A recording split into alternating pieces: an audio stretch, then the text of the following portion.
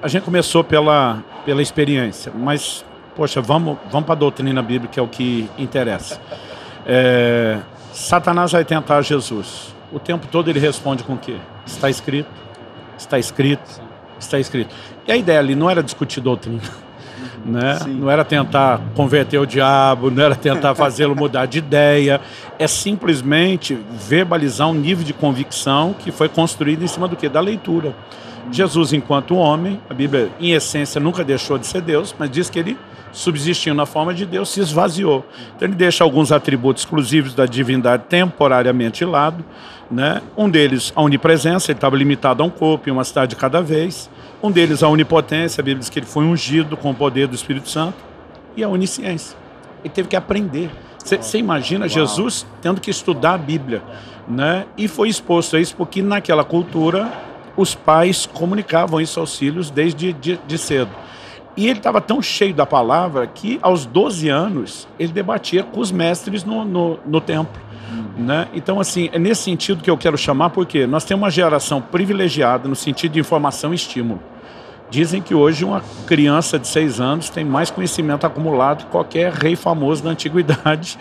Né? Não vou botar o Salomão na história porque era sobrenatural. Né? Mas, assim, o acesso à informação. E aí, o que a gente precisa é só calibrar, porque, assim, a nova geração já arruma tempo para tudo.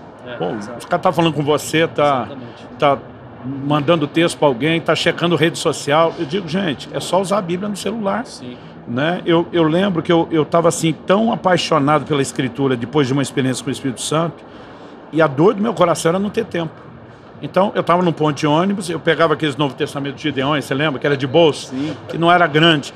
E, cara, eu tava lendo a Bíblia. O ônibus estava sacolejando, eu estava lendo a Bíblia. Eu tinha 15 minutos de intervalo no trabalho, em vez de ir para o lanche, eu ia ler a Bíblia, porque eu pensava, cara, eu ia para o banheiro, alguns acham profano, eu ia ler a Bíblia, em vez de ler qualquer outra coisa.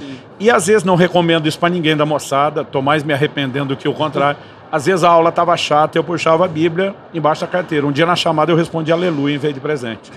De tão empolgado que eu estava. Mas assim, a gente valorizava isso. Hoje, cara, eu lembro, o meu sonho era ter a tradução brasileira, revisada por Rui Barbosa.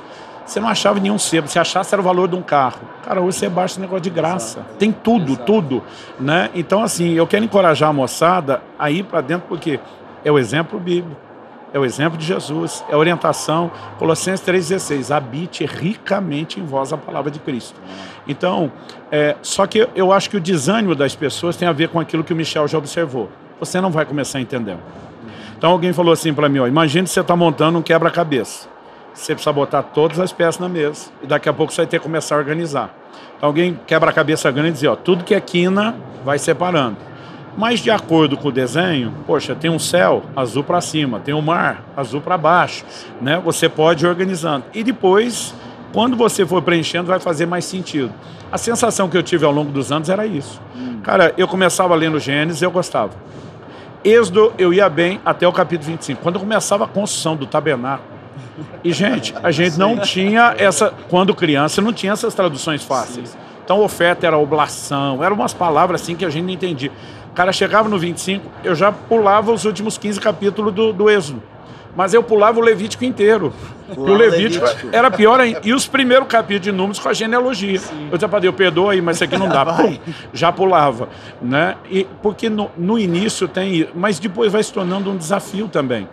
Né? Jesus, em Lucas 10, antes da parábola ali do monte samaritano, ele é questionado, experimentado lá por um mestre da lei. E Jesus faz duas perguntas, eu acho que está em Lucas 10, 25, que eu acho que vale destacar aqui. Primeira, Jesus olha para o cara e diz, o que está escrito na lei? Segunda, como você interpreta? Eu acho que isso aqui nós temos duas chaves.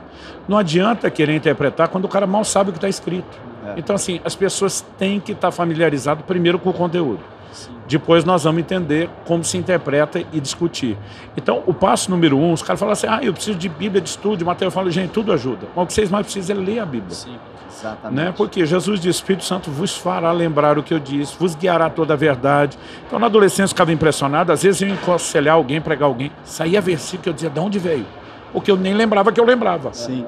E depois eu não lembrava mais. Eu dizia, o Espírito Vinha Santo na hora. nos faz lembrar de coisas. Mas não era só na hora de pregar. Eu comecei a descobrir que na hora de tomar decisões e assim por diante. Então, passo número 1. Chamar o povo assim, vamos nos encher de Bíblia, de informação, informação, e depois montar o quebra-cabeça com calma.